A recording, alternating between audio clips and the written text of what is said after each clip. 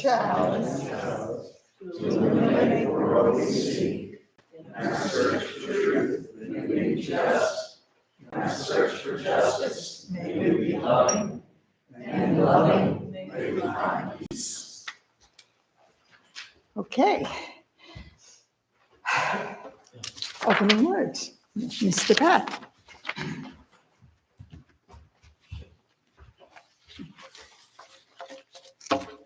Pamela came back.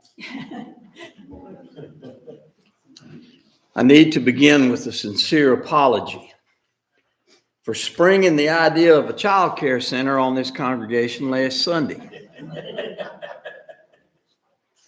Doug Wall is here. If any of you want to wrestle somebody, he's available.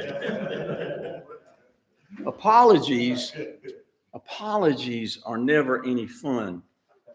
I've had to make so many in my life. I never get used to the pain of realizing I have done something I should not have done. It's like going to the dentist. My only consolation is that I know it will soon be over. The specific thing I did wrong was create an image of incompetence and chaos to a first-time visitor. But she came back. To others who were present and to anyone watching online, I admitted that I don't know how to run a business, despite the fact that the business side of this congregation is very well run and we are financially sound. Many of you thought it was a crazy idea, and apparently it was. But the specifics of this apology are in the fact that it was a violation of protocol. I don't like it. An idea like this should have been vetted through the board and other leaders and not sprung on the whole congregation, especially a first-time visitor who came back.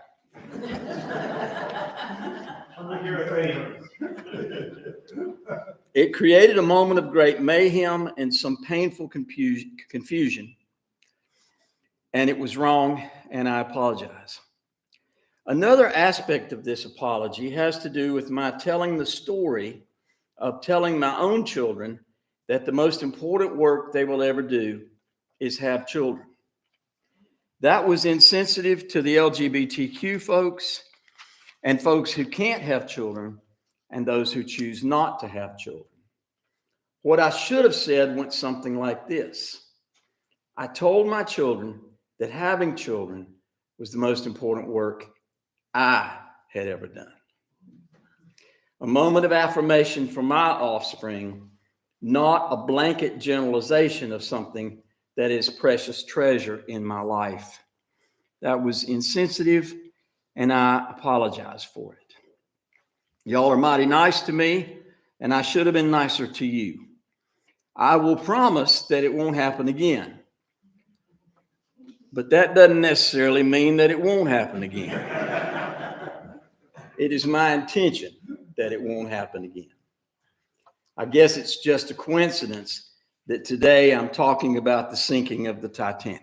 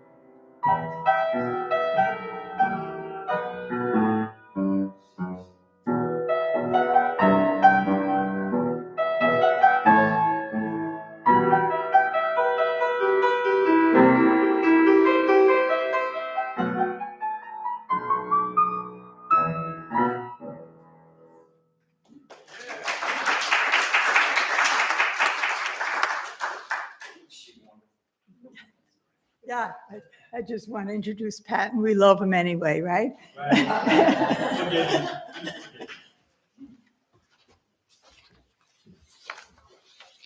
That sounds a little bit like I love you, but No. it's okay. It's okay. It works. There you go. That's good. Take the win. Take the win. A book you will often hear me reference is Joe Jackson's biography of Black Elk, the subtitle of which is The Life of an American Visionary. On page 382, he writes one simple line about the Titanic, calling it the sinking Titanic, the doomed ship of greed and pride. He makes no other reference to the colossal ship that turned out to be such a metaphor for the truth that greed and pride cannot save us from the sinking ship of materialism. Jackson writes the words as Black Elk, the greatest of American medicine men, experiences news of the doomed ship of pride and greed. It also contemplates his later life as a Roman Catholic evangelist. Black Elk, in this new role, calls himself a prisoner of Christ, as the Apostle Paul did, but also sees himself as a prisoner of the white man's culture. Too much greed and pride was shown in the destruction of the buffalo and the genocidal mania that brought about the massacre at Wounded Knee. It is so hard for us to sit with this, as we have just lived through news of awful wars from Russia to Iraq to the Sudan, and yes, today the war in Gaza, and yesterday the attack on Israel. Black Elk was a holy man who sought to save his people through the spiritual path of the Lakota Sioux and later through Catholicism. And sadly, in his view, neither worked. Neither worked in tragic and inhumane ways that make the Titanic such a haunting metaphor for the sinking dangers of greed and pride. What do we do as we remember the utter folly of so many rich and famous people sinking to the bottom of a freezing ocean along with sterling silver flatware, bone china, and crystal chandeliers? Do we look elsewhere? Do we look for other measures of value? How do we measure value in this congregation? One thing that is clearly a value here is that we love and appreciate each other. When you lay those values beside bone china and silver flatware, there really isn't much of a comparison, is there? And when you lay the Titanic beside the history of Unitarian Universalism, there really isn't much of a comparison, is there? Unitarians as early as 200 years ago were full-throated, enthusiastic supporters of the abolition of slavery and equal rights for women. Think about that for just a second. Our ancestors, the people who made this congregation possible in so many ways, a crowd consisting of people most of us can't even name, came together to oppose the power structure. And even though the power structure did not go down with it, it was metaphorically powerful to Black Elk and others who sought a different way, a way different from the sinking Titanic, the doomed ship of greed and pride. Okay, now I got a shift for you. Think about the scene at the end of Schindler's List when Liam Neeson, holding a gold lapel pin as he portrayed Oskar Schindler, said, "This could have saved one more Jew." And then he looked over at his car parked nearby and moans in guilt and despair this could have saved 6 more Jews. As many of you know, Schindler saved 1,200 Jews during the Holocaust by bribing the SS to allow Jews to work in his munitions factory. At the end of the movie, the screen tells us that at that time, there were 6,000 descendants of Schindler's Jews. And the movie came out 31 years ago.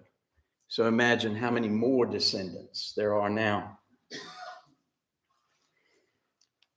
So compare and contrast the tragic circumstances of the late 1800s and the early 1900s as the doomed ship of greed and pride was being imagined and preparing to set sail from Liverpool for the icebergs of the North Atlantic. The Industrial Revolution and the westward expansion of mostly white settlers parallel each other. Not only were railroads and telegraph lines part of what destroyed so much of the Indian way of life, but military technology had evolved to the point that the Hotchkiss gun, an early version of the machine gun, was used to kill women and children who were running from the massacre. Paralleling the death and destruction of the Indian way of life with the kind of accumulated wealth that began on an astronomical scale in the mid to late 1800s.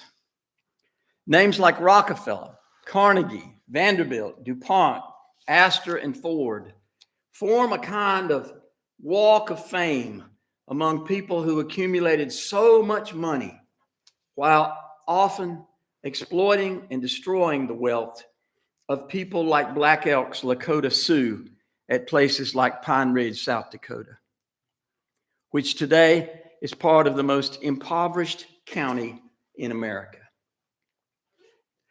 We, as Unitarian Universalists, have always stood on the right side of history. We have often comforted the afflicted and afflicted the comfortable. We dare to dream a day when the words of Emma Lazarus will ring true. Her poem, engraved in bronze inside the Statue of Liberty, reads, not the brazen giant of Greek fame, with conquering limbs astride from land to land. Here, at our sea-washed sunset gates, shall stand a mighty woman with a torch, whose flame is the imprisoned lightning, and her name Mother of Exiles. From her beacon hand glows worldwide welcome. Her mild eyes command the air-brightened harbor that twin cities frame. And she says, keep ancient lands, you storied pomp. Cries with silent lips, give me your tired, your poor, the wretched refuge, your huddled masses yearning to breathe free, the wretched refuge of your teeming shore. Send these homeless tempest-tossed to me. I lift my lamp beside the golden door. We stand with dogs who need fences to get off chains. We stand with the poor who can find food at Feed NC. We stand with the asylum seekers at the Charlotte bus station. We stand with Black Elk on Harney Point, where he cried out once more to his sacred grandfathers to save his people. He wore a bonnet with an eagle feather and cried out, we are still here. We stand on the docks at Liverpool, and we watch the doomed ship of greed and pride sail away. Tomorrow is the 112th anniversary of the sinking of the Titanic.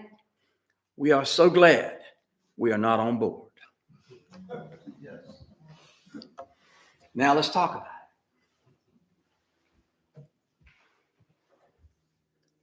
Linda's going to come help me control the chaos. Pamela, I can assure you it will not be as good a show as it was last week. When you were talking about Schindler's List and the descendants, we recently saw a movie called One Life which was about a British man who saved 642 children from Czechoslovakia before the Nazis invaded it. And the ending is when he's in this television show and they're honoring his story because they just found out about it because he never told anybody.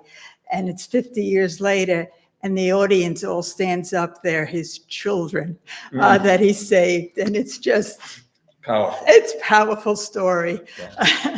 Yeah. Wonderful. Yeah.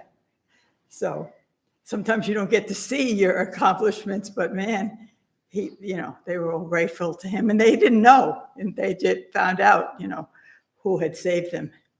So anybody, what do you have to say? Come on, Vernie. Yes, come on. Come on up here. Come on, Vernie. Talk to the people at home. That way you can be seen on television. Yeah. I just want to say thank you, Reverend Pat, for making us uncomfortable. That's why we're here. And also, thank you for the chaos. That's why I'm here. Order is totally overvalued. I think chaos engenders creativity. If everything is in order, then there is nothing to go forward with. So thank you. That was very kind. That was very kind.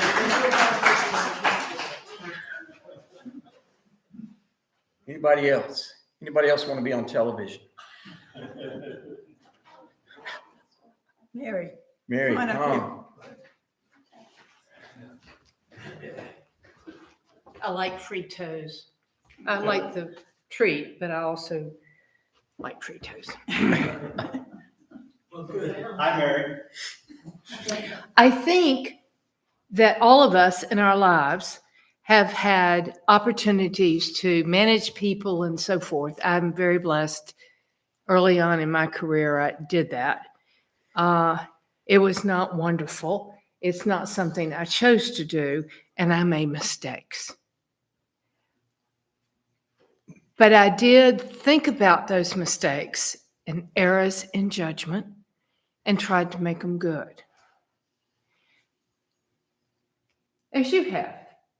But I'm not sure that there's an error in judgment. It's part of a passion, even in business, and church is a business, in my opinion. But it's looking forward. It's stretching our imagination. It is thinking beyond the box. And yes, I have a horror of our age, and there's many of you much younger than I, on 3 and 4 year olds, particularly for someone who chose not to have children. But I think it just woke us up. Okay. It definitely did that. It did. And maybe protocol was not followed, but Lord knows aren't we all okay with not protocol being followed? Yes. At our age? Sometimes. Well, we just need to sort of work with it. So thank you for introducing something. Nothing is dead in the thought of transition or new life or whatever. But thank you for thinking ahead, and don't lose that thought. Okay. But we don't need to lose the thought of changing a little bit, because what's wonderful about this association is y'all are near my age. And we do a lot, but we can do some more or different or break out of the box. And that ain't so bad for all of us.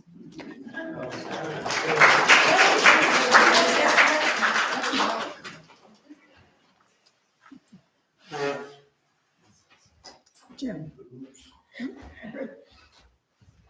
I preface this with a story. One time when my son was a little child, the preacher preached on a subject that I thought was a little bit inappropriate for kids. So I asked my son, did you want to talk about it? And he said, "Don't worry, Dad, I never listen to him."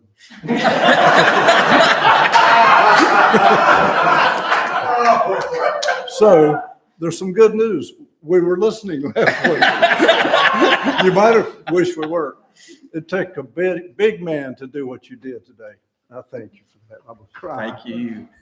I could cry being loved by you, buddy. You're good. You're good. Roger Baldwin was the founder of the American Civil Liberties Union, and he was a Unitarian. And somebody asked him one time, what was it like to grow up in a Unitarian church? And he said, well, sometimes I would listen to the minister. Anybody else?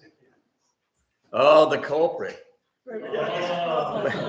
Apparently, I caused a big uproar from my previous experience. And apparently, I need to apologize too. But No, we were speaking from where we had been, and because we saw the group here 2 weeks ago was a full house.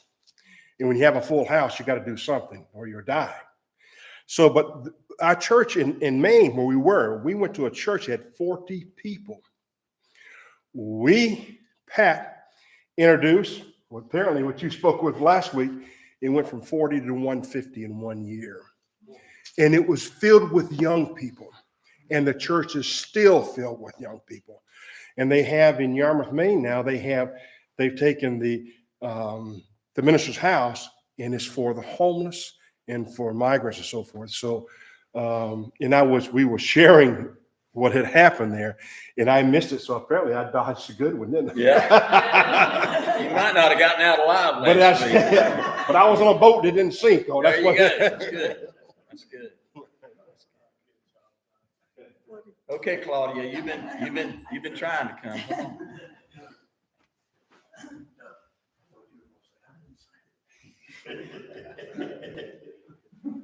on.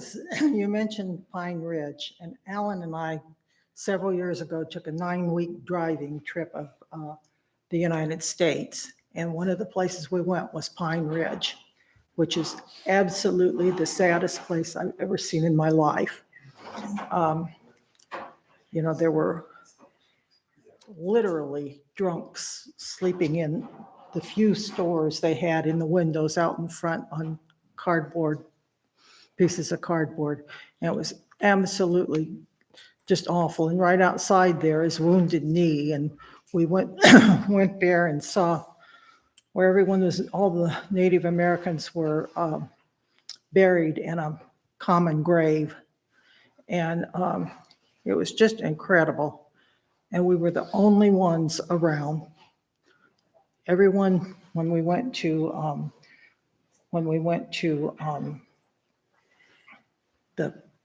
what's the place where they're building the big statue of the Native Crazy Horse. Crazy Horse. Yeah. We went there, and we went other places out there, and they were just packed with people.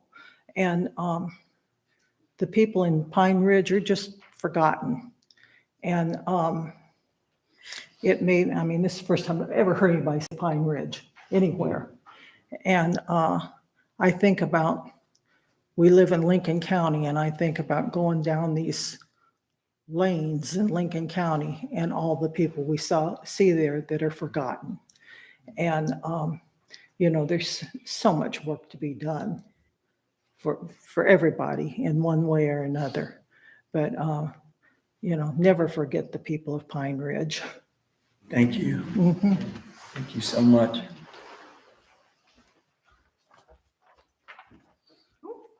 Talk about waking them up from sound sleep. I think I've had the pleasure to speak with more of you on the phone in the last week than I ever had before. And I've been a member since 2010. But suddenly I was a very popular woman. And I appreciate, Pat and I talked on the phone also, and I appreciate what you've said today. In my experience, those who love chaos are the ones who never have to jump in and fix it. I spent most of my life as an event producer, and so the underlying title of that is I see chaos and I fix it. Now, it's fun to watch people who don't have to fix it embrace chaos, because it can give them ideas. It can give them some creativity. It can show them things, aspirational things that maybe they could do. But then those of us who have to come in and listen to it and say, all right, but what can be done? We have to make it happen. And some of the ideas, we all know that we want to grow. We all know that. And we all know that we are going to outgrow this space. We all know that.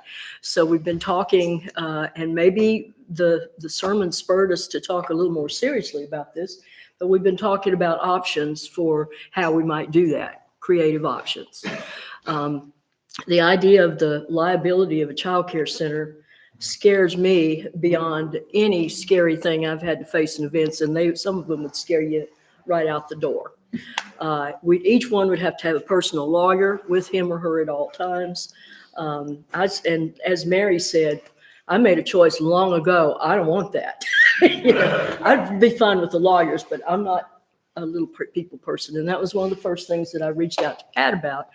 And I said to him on the phone also, many years ago, I went to an Earth Day convention in San Francisco, and one of the key speakers at one of the talks was about overpopulation.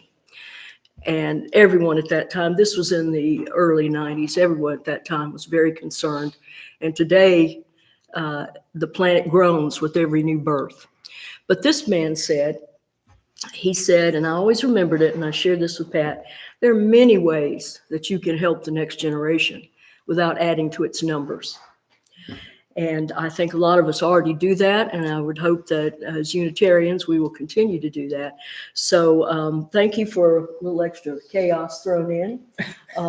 Gave me a good chance to catch up with people on the phone. Lynn is our president, Pamela. This is Lynn Henderson. I'm the president of the board, and so I get the calls, and what made it even worse was I was in Asheville preparing to see the eclipse. So I was not here with you on Sunday, and I started getting these messages before I'd seen the tape, which one person reminded me of quite forcefully. You haven't seen the tape? So I watched the tape. It was hard to get onto the board meeting because of all kinds of crazy technology, but I watched the tape, and when I got back to Davidson, and my mouth just fell open. So, but change is something you should contemplate. I don't favor chaotic change. It will not work. I do always favor some protocol. You can't just run wildly in the streets. But it's fun and it's engaging to see people dream wildly, and then to let us who are going to join in and make it happen. And that's all of you. Get down to how can it be done? What can be done? I've heard people say, I want to swing a giant inflatable rabbit I want it to go on a zip line from Bank of America over to this other building over here. And you stand there and you go, yeah, no, that ain't gonna happen. Oh, isn't that great? You want to build a big rabbit? That's wonderful. And you go, that's not gonna happen. You could put the rules why a city and a county and state wouldn't let that happen. It would stack up to about right here. But I go, great idea. We'll go back and look at it. So I'd say that to you too. Great ideas. We'll go back and look at it. You know I love you. You're a dear. Thank you.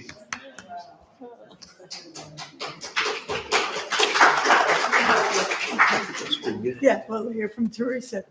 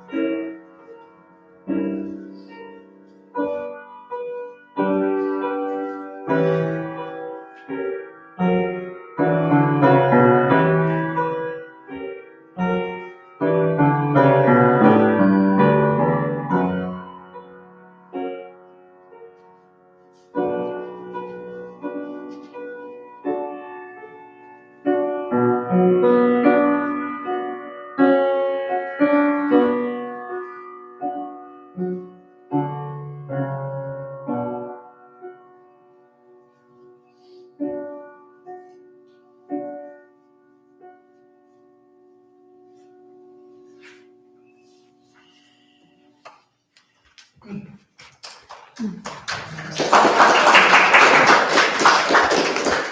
you, Teresa. We are so glad to have you and Mike as our musicians, and we appreciate it. I always love sitting right here when the pantry plays the piano. This fellowship is important to all of us.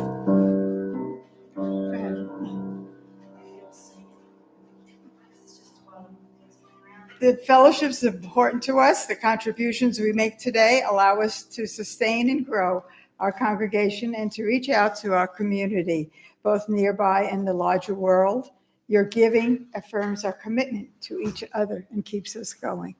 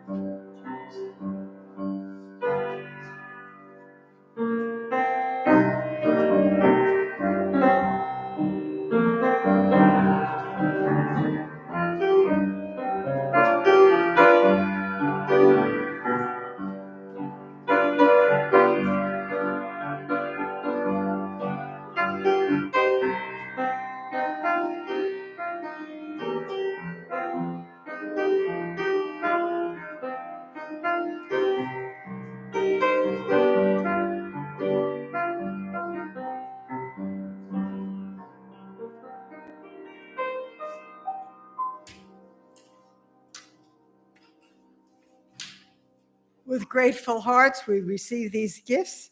May they encourage us to live lives of integrity, compassion, and peace. Now take a look in your bulletin for the announcements. First of all, the social supper following today is going to be at the Fusion Bowl in Cornelius. Let me know if you're going so I can tell them how many is set up for the table. Movie is going to be about golf on Tuesday in Birkdale. The UU Animal Ministry is going to be on April 20th. That's next Saturday. Feed NC is also happening. Where is that? Yeah, well, that's it. We've already done that. And the spring litter cleanup is happening this week, Saturday also. So you can either pick up litter or you can help the doggies. Let me just. Right. Let me add for this Saturday, if you're not going to pick up litter, and you're not going to build a dog fence, Unity and Community is having another of their large group meetings, and this one is about getting out the vote.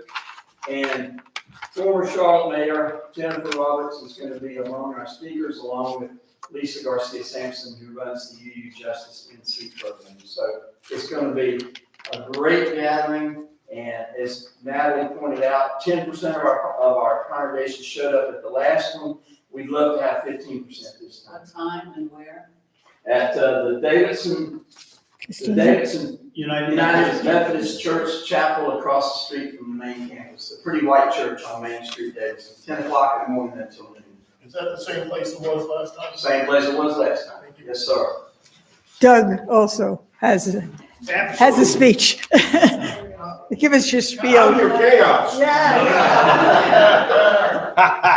48 days until we have the fundraising auction.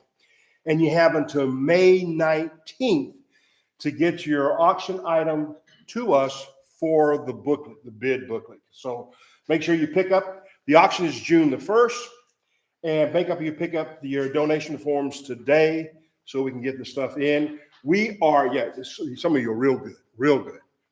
Some of you need to step up a little bit, but that's okay. I was going to say it was gone. That's age. It's gone. I don't know where it is. It's gone.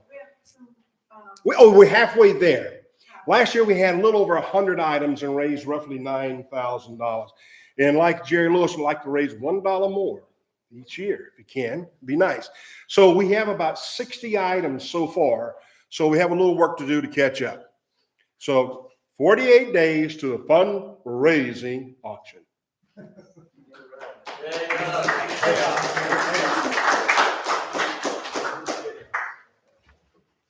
Okay, join me for the Blue Boat Home in the Teal Book, number 1064.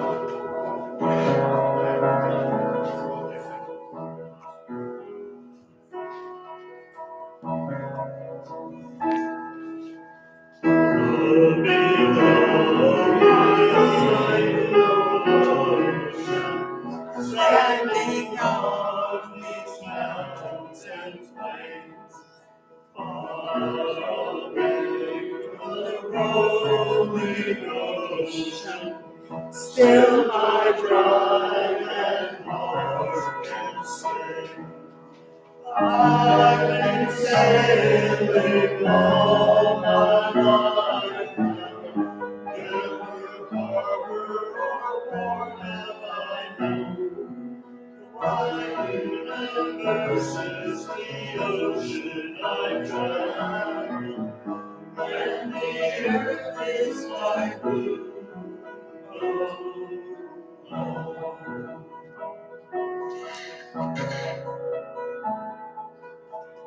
For my sail and moon my rudder, as I ply the sorry sea.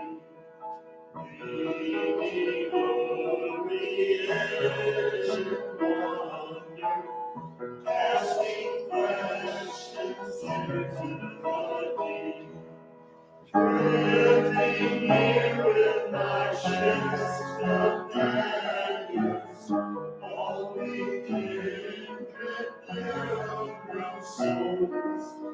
Making our way by the lights of the heavens, in our beautiful blue home.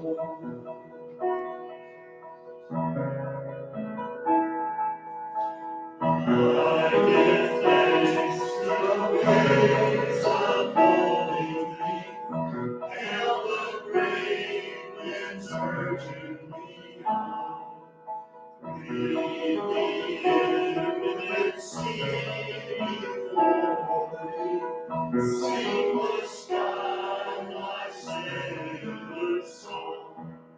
I was born upon the fathoms, never harbor or port have I known. My universe is the ocean I travel, and the earth is my blue home.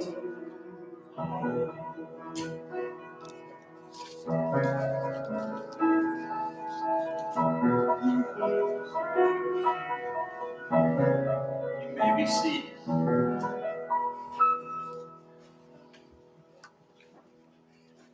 Teresa, once again, you knocked the ball out of the park.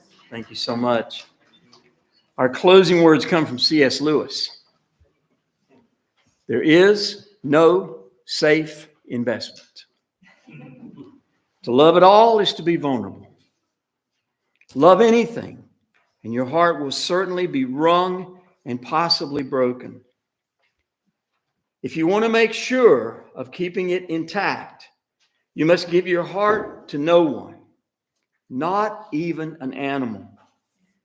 Wrap it carefully round with hobbies and little luxuries. Avoid all entanglements. Lock it up safe in the casket or coffin of your selfishness. But in that casket, safe, dark, motionless, airless, it will change. It will not be broken. It will become unbreakable, impenetrable. To love at all is to be vulnerable.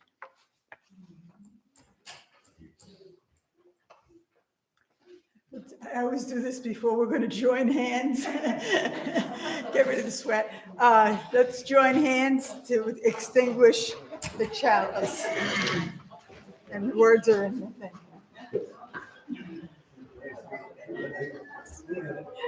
Join hands. We extinguish the chalice, but not the light of truth, the warmth of community, or the fire of commitment. These we carry in our hearts until we meet again. Amen. I don't have to lift it up even. Yeah.